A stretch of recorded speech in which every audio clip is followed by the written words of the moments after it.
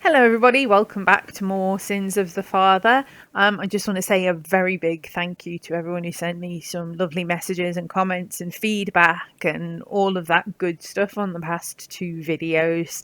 It's lovely to hear it. I'm glad that you're all enjoying it. A new setting today because it's a lovely, bright, sunny day, and I've got the door open there. I was trying to get the garden in the shot, but it's too sunny and it was too bright, so we're in the kitchen. I've also tried to record several times today and it didn't go particularly well. Hopefully this sunshine will help. I hope you're all having a lovely day. Hope you're coping well. It is Easter weekend now. If you're not with your family, I hope you're finding ways to be happy and eating lots of chocolate if you can, because I know it's a religious thing, but it's what it's all about, isn't it? So we're going to pick up from where we left off. Martha had been reunited with her sister, and Amanda believes that her father was murdered. She's not sure that his death was accidental. So we're going to carry on with chapter 6. The house was quiet when Martha and her young sister walked in the front door, illuminated by soft lighting that gave it a peaceful feeling which belied all of the angst it had witnessed in the weeks since the Ford patriarch had been killed. Stepping inside, one might have been mistaken to think that it all was perfect in their world, when in fact all had gone to hell, an illusion, the welcoming embrace of home. Martha struggled to find it comforting and was glad that she was not returning alone. After their talk, Martha had decided to pack up her supplies and leave the studio. It wasn't every day that long-lost family found themselves reunited, and now she had her sister back with her. The emotional blonde Ford daughter didn't seem to want to be left alone with her mourning either. Heading immediately up to the second floor, where the bulk of the spacious lived-in rooms were, Amanda peered down the narrow hallway. "I need to freshen up. Being in the studio makes me grubby." "Okay," Martha replied, not minding at all. The reality was, as nice as it felt to be near her long-missed sibling, she struggled within the company of others, not knowing what to say, how to act. Her new life was much simpler in that regard. She was rarely alone, but it felt different somehow. The one person in which she occupied her time never asked anything of her, allowed her to be alone should she require some personal space, filled in any silence with comfortable familiarity. He knew her, far too well at times, and he was more than aware that she didn't require or want social interaction to feel appreciated. Being back in Marytown was already proving to be wildly different in that regard.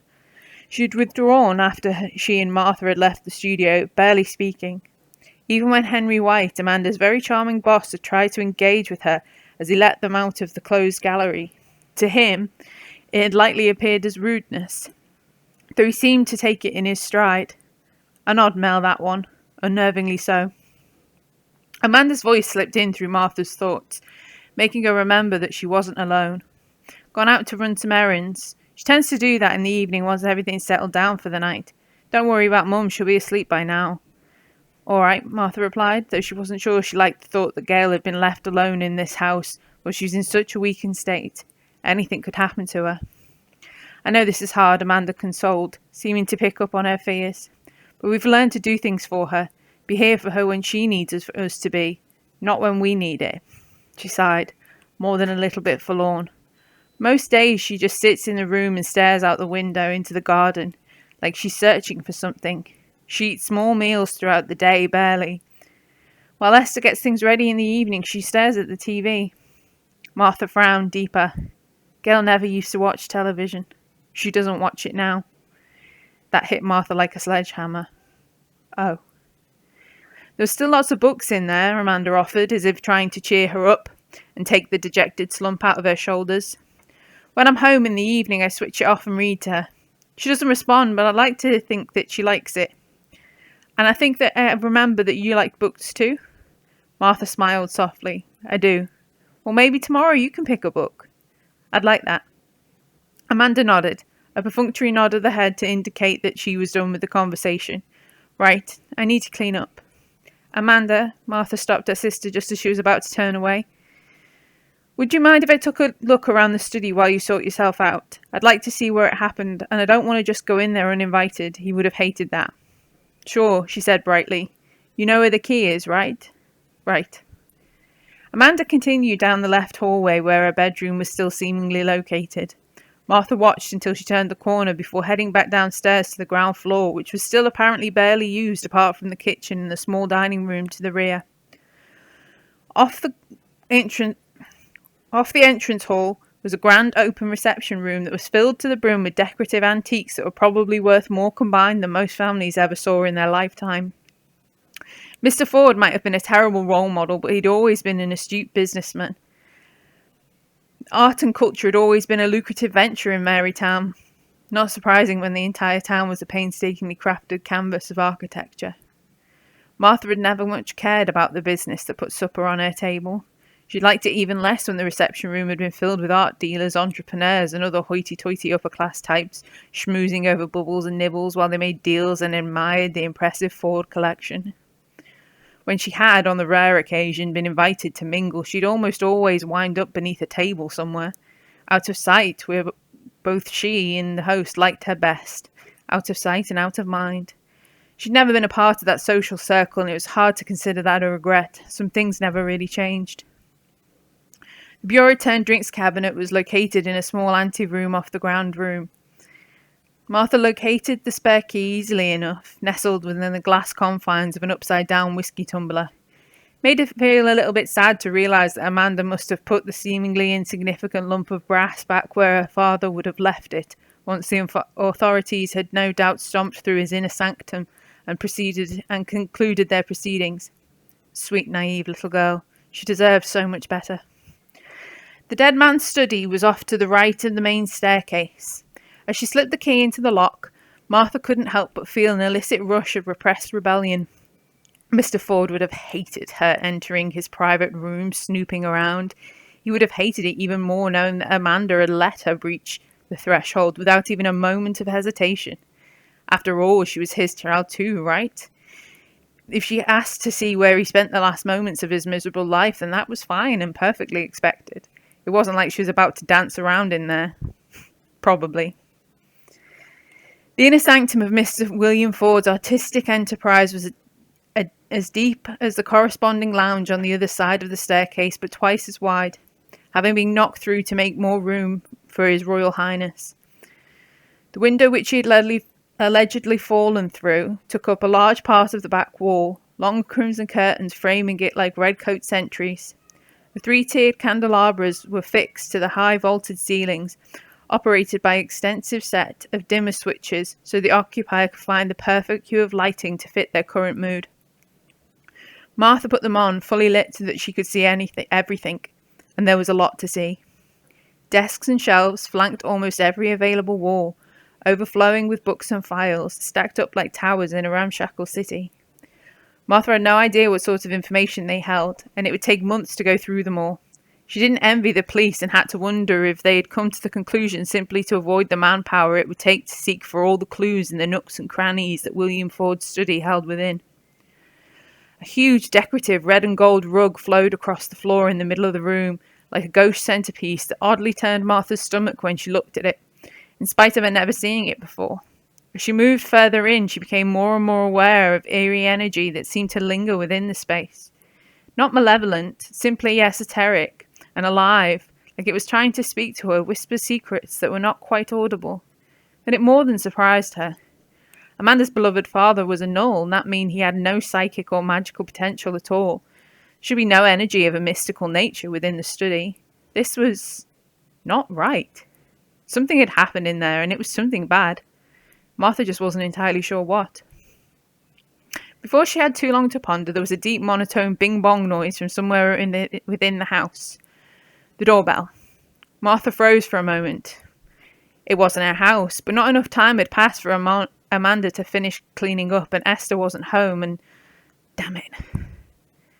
Groaning to herself loudly, she realised she was being ridiculous, fretting over something so mundane. It was most likely her aunt returning home from her errands. She probably had groceries or something like that and couldn't reach her key, needed help. Leaving the study open, Martha trailed down the stairs. The person standing on the other side of the door when she opened it was not her mother's sibling, however, but someone else entirely. A good-looking young man with messy, shoulder-length, sandy brown hair. His grin upon seeing her was open, friendly in its enthusiasm. Dressed in a denim jacket and short-sleeved, black logo t-shirt that had an image of Yosemite Sam, pointing his two pistols high up into the sky and the words, "Say your prayers." With scruffy jeans, he looked like he'd skipped college to drop by and say howdy. No, he was nothing like her elderly aunt at all. "Can I help you?" she asked, somewhat confused. He grinned. "You're Martha, right?" "I might be," she hedged, mentally preparing herself to be alert for danger, if that was what this strange encounter was going to be. Not that anybody or anything should know that she was in town. Not yet. He took a couple of steps closer into the coved porch out of the light shower of rain that had started up again. Closer proximity made Martha realise that this trendy young caller was not what he seemed. His appearance was a very cunning disguise. Like a buzzing of energy, Martha could feel what lingered on his surface. It made the hair on her arms prickle so quick that she actively had to resist rubbing them to soothe them. If it had been under any other circumstances, she might have attacked first and asked him some questions later, maybe, if he'd survived. However, she was fairly certain he didn't mean her physical harm.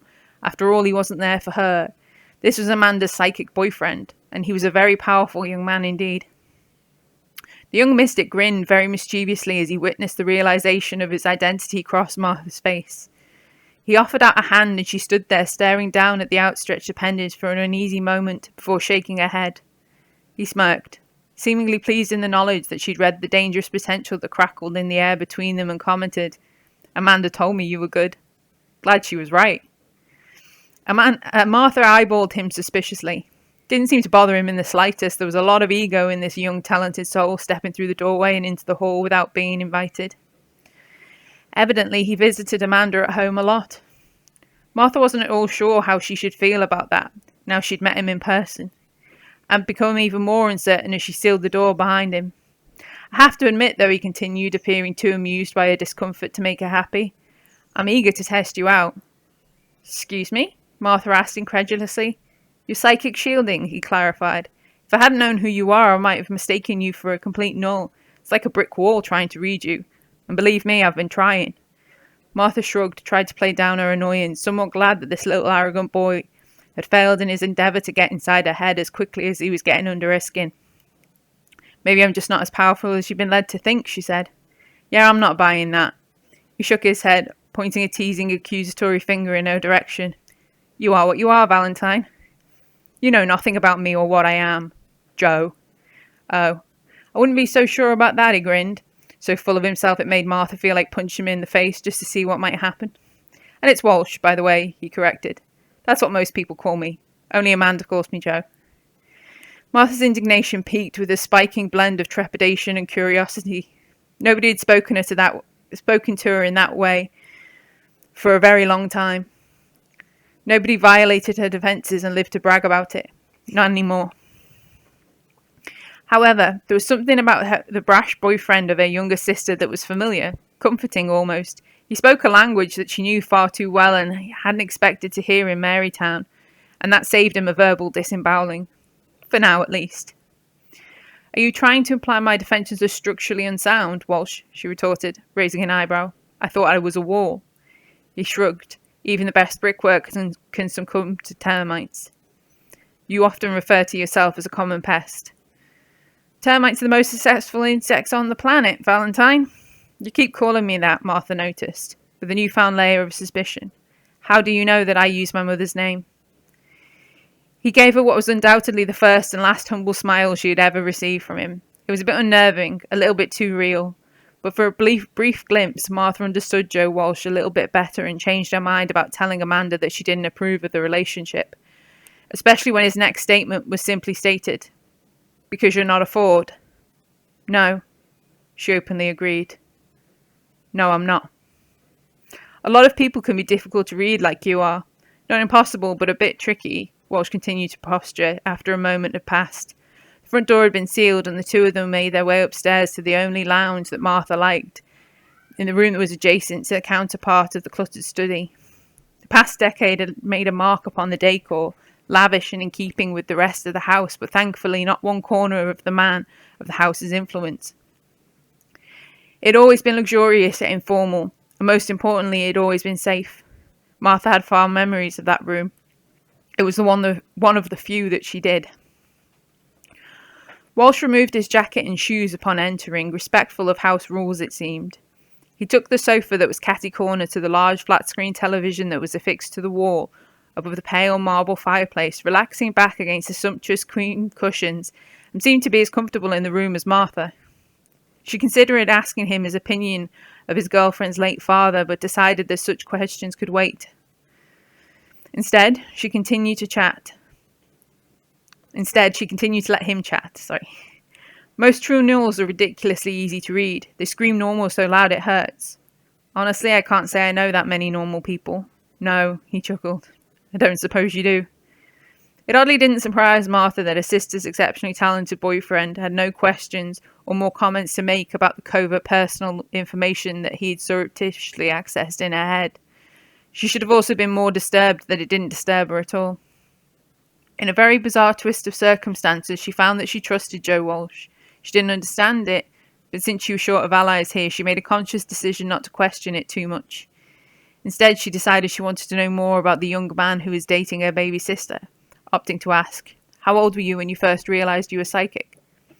"I've always been aware of something. I've never really played well with others." Somehow, Martha was not surprised. "I guess my abilities started to truly present themselves around 13. Around the time you hit puberty, then?" "Well, that's a bit of a personal assertion, Valentine." Walsh heartily chuckled, as if he amused him. "But yeah, funny how that happens." Martha shrugged, humbly stating, "I was 6. "Don't boast, Valentine, it's unbecoming." "Not boasting," she asserted. "It's just the way it happened. I'm not even remotely jealous." Liar. "Well, as I implied, I was a late developer. My abilities just sort of came online one day and they were so strong I couldn't ignore them. I wanted to, trust me.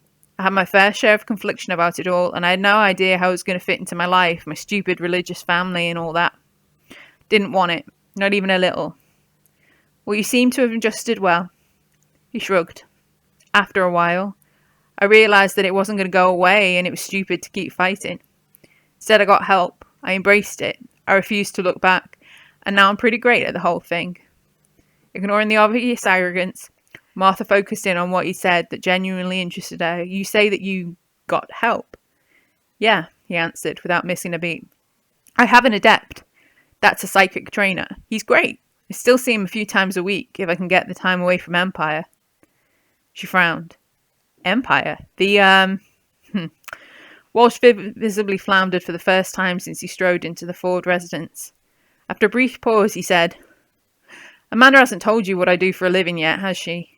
"Should she have?" Martha responded cautiously. "Probably," he said bluntly. "Might have made it easier. Anyway, I work for an agency in the town that investigates all sorts of paranormal crap and phenomena. I learned to focus my abilities, and now I use them to help other people." That last bit sounded difficult for him. Resisting the urge to laugh, Martha asked him, "Does it help?" "It does now," he admitted. "But I wasn't always Empire material." She shot him a long, hard look at that. "What did you do, Walsh?" "Like I said," he held his hands up in mock surrender, brown eyes filled with innocent contrition. "I had some issues when I realised what I was capable of. I was impulsive and bored and not even remotely stable. I hated my parents for putting all their expectations on me, making me feel guilty over something I had no control over. That for all I know could be God-giving, a blessing. So I looked for ways to turn things in my favour for a while, and maybe make myself some easy money, to go my own way in the process. You became a charlatan. I used the abilities that I had and I made money from them. A lot of money. But, yeah, sometimes I lied to people, made stuff up, told them what they wanted to hear rather than the truth. He at least had the decency to look sheepish. Martha gave him credit. "Does Amanda know this?" she asked, because she had to. "Sure she does," he said. "I wouldn't lie to her about anything." Martha smiled. "Good. Truth is, I'm not proud of the shit that I pulled when I was younger. I was messed up and I came pretty close to paying dearly for it. Lucky for me, some people believed in me and helped me get back on track." He smiled warmly. "Your sister's one of them." "I'm glad that you have each other." He looked her directly in the eye. That means a lot, Valentine. Not a problem, she said firmly.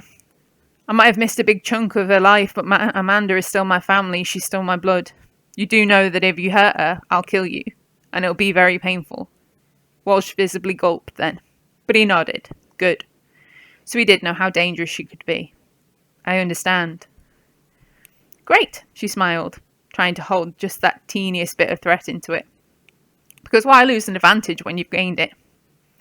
I like you, Walsh. I have no idea why. You're so full of yourself that it's really very annoying, and I suspect that you have some major boundary issues that need to be addressed and worked on.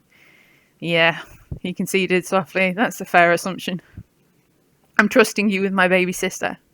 Don't let me down. He held up a hand as if swearing an oath. I never intend to.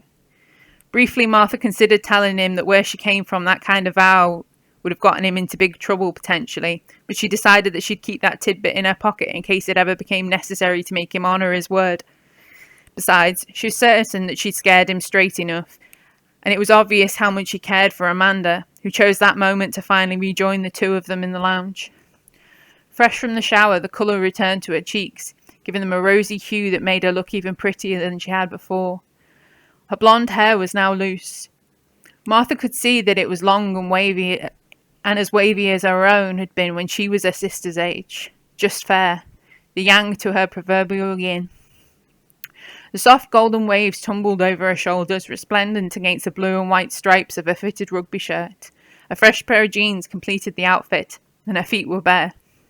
She went straight to the sofa where her boyfriend was sitting and greeted him with a chaste yet tender kiss on the mouth before sitting down beside him, curling her legs beneath her. The smile that graced her lips as she glanced between the two of them suggested that she could sense the fine underlying tension and could deduce what it entailed, as perceptive as she was pretty. So, she playfully intoned, elongating the words. What have you been up to?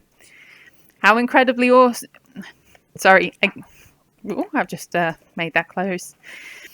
So, she playfully intoned, elongating the vowel. What have the two of you been talking about? How incredibly awesome your sister is, Walsh answered quickly. Amanda's smile became wide and genuine. I told you so. Before things could get any gushier, Martha decided she'd extricate herself from the room. She was not uncomfortable yet, but she intended to keep it that way. After so many years away from such familial closeness, she didn't know how to handle it, and would take some time, do things at her own pace. She felt like she was slowly gaining a footing and didn't want to misstep and slip down so soon, not when so much was at stake. Pushing herself up off the sofa, she said, I'm going to go and sit with Mum. You don't have to do that, Amanda assured her. She's sleeping. I popped my head in. She'll be fine until the morning. I want to, she replied. I've missed her. Missed all of you. We've missed you too. Her sister looked momentarily pensive, glanced surreptitiously at her boyfriend before looking down at her hands, curled inside her lap. Martha, Amanda, there's something else I need to talk to you about. Does this have something to do with your boyfriend's strange and unusual career path? Martha asked, jovially bridging the gap on her behalf. Given the way that Walsh had hesitated earlier, it was a pretty safe assumption to guess where this was going. Right, Amanda answered, sounding somewhat relieved. She shot a glance to her boyfriend before continuing. The agency that he works for looks into things that happen around here. Things of an unusual nature. They can help people. People like me. Martha nodded, swiftly deducted. You hide them. Not exactly, Amanda quickly asserted. I asked Joe if he could take a look at what happened to Dad, but he didn't want to. She put a hand on his thigh, a clear way of showing that she wasn't angry about that, but he already knew it. Of course he did. Because of our relationship, he wasn't convinced he could remain impartial. It's understandable. So I went to the office and I talked to his boss. Martha barely managed to stifle her impressed guffaw of laughter, which was only made more difficult by Walsh's comedically timed nod to say that yes, she had done that, and no, he'd been utterly unable to stop her, even if he'd wanted to, which he was keeping to himself. Okay, she managed to compose herself. So, you went over your boyfriend's head and had a meeting with his boss? No, Amanda frowned slightly. It's not like that at Empire. As Walsh placed his hand over hers on her thigh, patting it gently in a sportive manner, Martha asked him for clarification. Empire's the name of the agency you work for. MPIA, he clarified, spelling out the individual letters. It stands for the Marytown Paranormal Investigation Agency. Of course it does. Maxwell, that's Joe's boss. He was sympathetic, Amanda said, regaining control of the situation. After we talked, he told me that he would happily assign somebody to the investigation and that they'd speak to their contacts within the police to gain access to the file.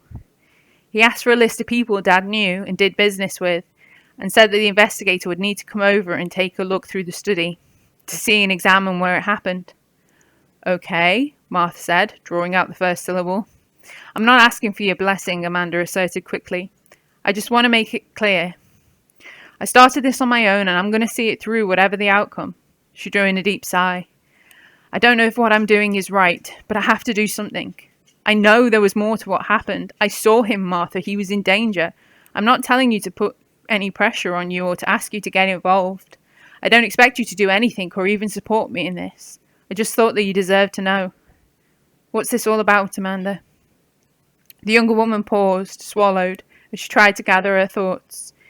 If she'd been stood there watching anybody else struggle to process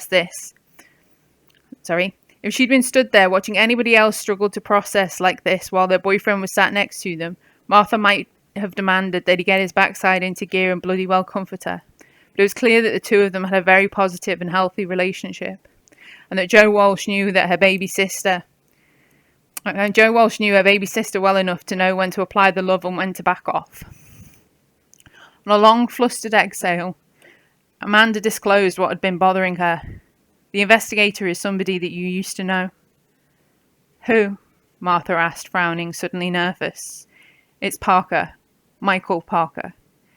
For a moment, Martha tried to convince herself that she had no idea who her blonde sister was talking about, but that was ridiculous, and she had fought so hard and for so long not to be a coward. Of course she knew who the owner of that name was.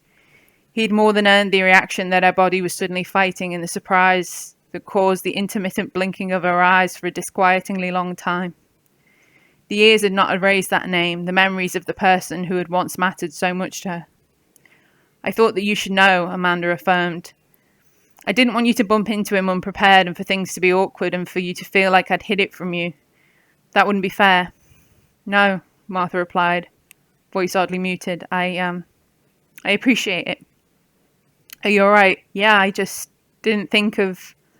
He's still here, in Marytown. He is, Amanda confirmed. He went away for a little while, to the army, I believe, but then he lost his folks and he came back to town for a while and he... She hesitated, glanced at Walsh, who shrugged off whatever she was silently asking him, and carried on. He had it quite rough for a while, but he sorted himself out and stuck around, settled down, and he's made a good life for himself. Good, Martha said, meaning it. When exactly is he supposed to be coming by to start investigating? We didn't make a specific appointment. I'm supposed to call him when I'm free, and he said he'd shoot over. But Martha, there's something else we need to discuss. Amanda hedged, once again looking to her boyfriend. Something passed between them unsaid once more, and Martha recalled what her sister had told her in the studio about how they sometimes communicated with each other. In a blink of a moment, she continued. Joe and I both think, to make things as smooth as they possibly can, that some bridges need to be crossed, if not mended. Utterly despising that she was being ambushed, Martha glared at the young man sitting next to her sister. Is that a royal we? She has a point, Valentine, he said, unflinching. Now, admittedly, I haven't been around as long as Amanda, and I don't know you in spite of what I might have interpreted. But I know him. I know him very well. And all of this, you being back here, the reality of that is something he's going to have to deal with. But he can only do that if he knows that it's not only possible, but it's happening. He needs to know you're here. It's only fair. Well, she appreciated everything that she was being told, Martha more than a little bit forcefully stated. I won't get in the way of Amanda's investigation. This is important to her. She needs this. It's not about me or whoever's in charge of it. This is about my sister. Thank you, Amanda said softly.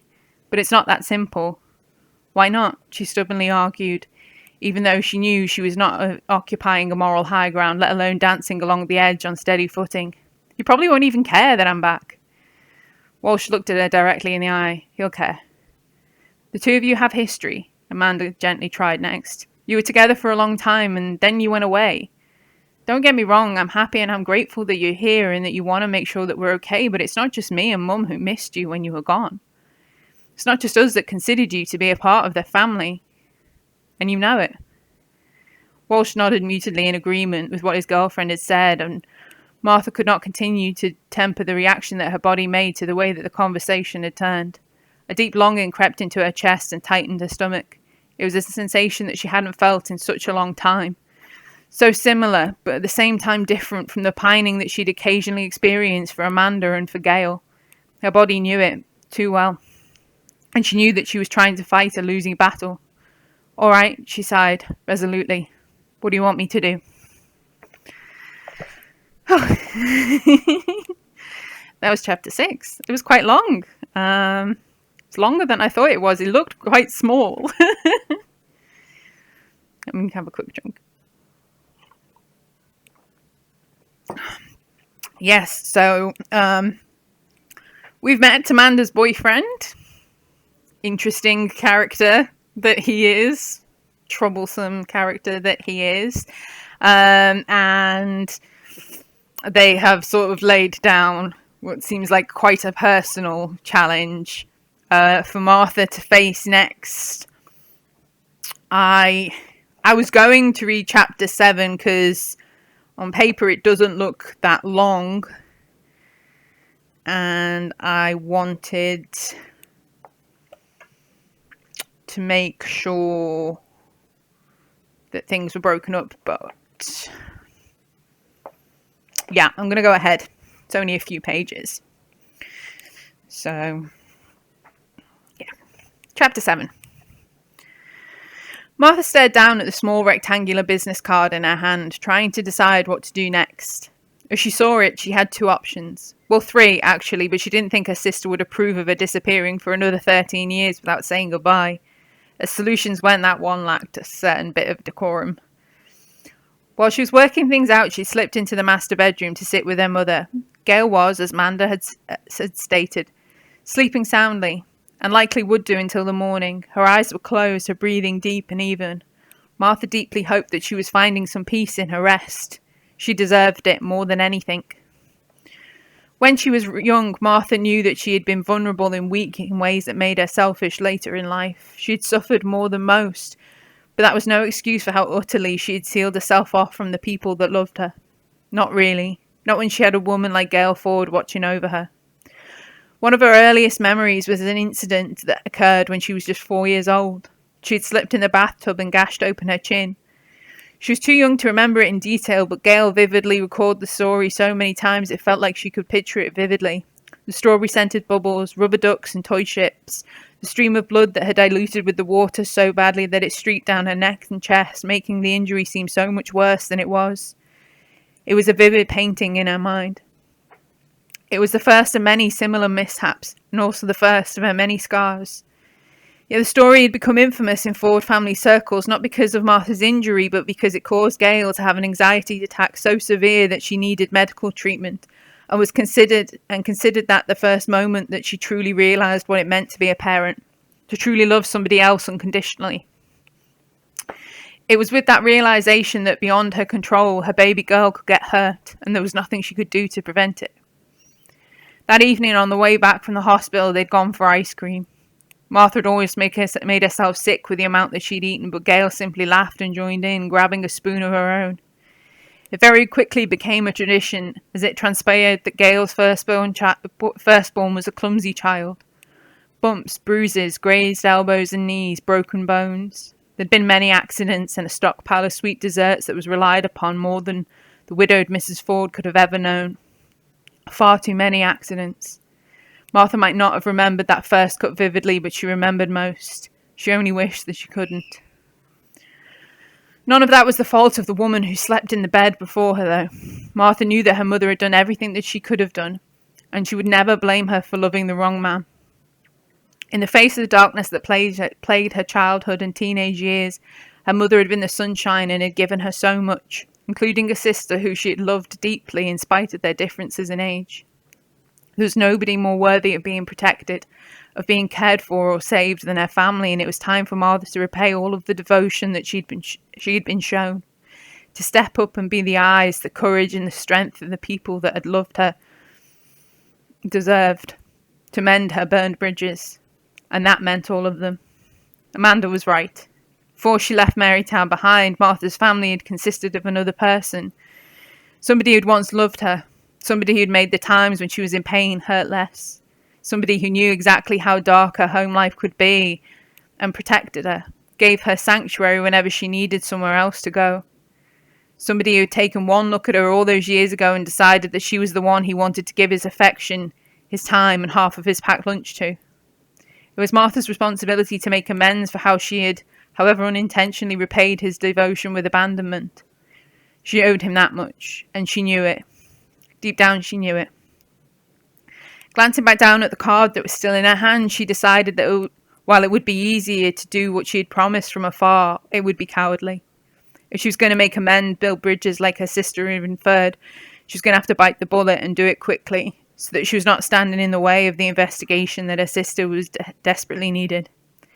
Saying a quiet goodnight, she kissed her mother on the forehead and then crept out of the bedroom, down the narrow hallway, stopping when she got to a door halfway between Gail's room and the study. Going back to her earliest memories, she once again pondered the curious interrelationship of ice cream and injuries. Two seemingly insignificant things, but when they collaborated, they had a power to them that was impactful. It was not like they were created to work together, but they did. And Martha had come to rely upon them to keep the bad from getting in. Ice cream and injuries. Not designed to go together. Not like, for instance, a door and a lock. Martha reached out and opened the door with the curved handle. A door she'd opened many times before in her previous life. The lock was still on the inside of it. Still there, waiting to be used. The room that it secured had been her haven at home, the place where she could hide, and the only place within the Ford family residence so she didn't have to keep pretending that a bowl of something sweet made it better again. Her bedroom. At least it used to be.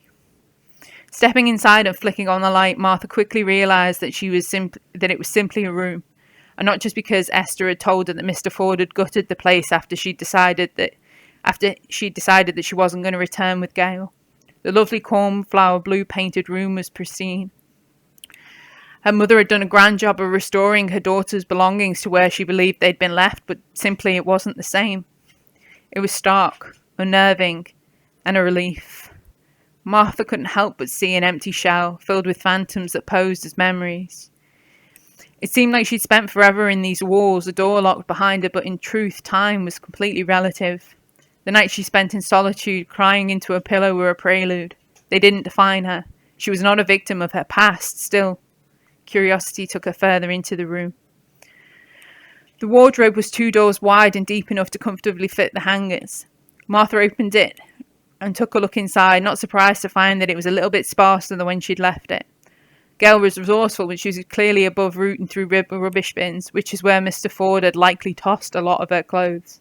The collection of outfits that remained consisted of jeans, t-shirts, hoodies, a real tomboy's wardrobe. Some things never changed. Deliberately avoiding the built-in vanity mirror, she made her way through to the ensuite bathroom. There was no point standing there making comparisons to how she'd looked the last time she gazed into the reflective glass. She already knew that she was a little bit taller, more slender yet toned. Her dark, almost black hair was not nearly as unruly, cropped above her shoulders in a more manageable style that accentuated the curls. She was a grown-up, and not a teenager anymore. Besides, it was not her image that she'd been avoiding anyway, but the photos that were still or had been reaffixed to the mirror, smiling faces that she was not interested in seeing. Past held nothing for her. Time moved on and people changed. And as difficult it would be to face those changes, she had to pull off the plaster, not stand in her old bedroom obsessing over how the wound got inflicted, or how smooth the flesh beneath it had been before the injury occurred. In the bathroom, she busied herself with the rather mundane task of freshening up. She was going face to face with one of the people who were pictured on her old mirror, and wanted to look and perhaps smell like she hadn't travelled further than miles could count. It was sheer vanity, of course, and a part of Martha hated that she was doing it. But she needed to feel as though she was not as grubby as her increasing pangs of guilt suggested. The cascade of water fell like a heavy shower of rain drumming against the glass shower screen like a rainstorm. Martha peeled off her skin-tight dark khaki trousers and shirt, leaving them folded carefully on top of the wooden hamper. Her underwear followed suit. Sealing herself into the glass cube, she submerged herself into the falling spray. It was hot and relentless, pounding her muscles better than any therapeutic massage. Flattening her palms against the tiled wall, she allowed herself to enjoy it, twisting her shoulders, rolling out her neck. It was good, really good. Almost felt like she was back home in her own personal shower. Almost. It took a while, but the combination of heat and water pressure eased the strain that she felt, and as well as loosening the tension that she'd been carrying in her shoulders. In the course of the life that she'd made for herself away from Marytown, Martha had learned how to put her emotions into perspective, to channel them in positive ways so that she could carry out the tasks that befell her. In the shower, in her old bedroom, she could do the same. She'd prepare her mind and body for the assignment ahead, and then do what she needed to do. As strategies went, it was good. A little cold, perhaps, but sound. Leave the house, walk across town, apologise. Things didn't have to be complicated. It was just another mission. So then why was she so afraid? Finishing up in the shower, she turned the water off and stepped out of the cubicle, nabbing a large fluffy towel from the nearby airing closet. Esther had been proficient enough to move her large canvas pack from the hall to her old room, placing it at the foot of the bed. Knowing how heavy the thing was, Martha was impressed with her aunt's determination to succinctly let her know where her expected place within the house would be. She knew that the old woman meant well, and even admired that she'd cared enough to have moved temporarily into the spare bedroom so that she could be there for Gail, but she couldn't help but feel irked by all the ever so polite inquiries, the muted smiles, and the assumptions. It wasn't the woman's fault. Martha knew that. Her guilt tarnished the acts of kindness. Pulling her pack and placing it on the bed, she opened it wide, picking out fresh clothes which she lay neatly beside her luggage. Reaching in with her hand, she sought around for something else that she'd concealed at the very bottom. Curling her hand around it and pulling it out, holding it in her hands to simply feel the comforting weight. The sheathed weapon had been a gift, bestowed upon her by her closest friend. She'd carried it since, not leaving it behind. Upon knowing she was finally going to be coming back to Marytown, she'd made the hard decision not to carry it openly. She was skilled enough that she could protect herself, but it felt strange to have thus far gone unarmed.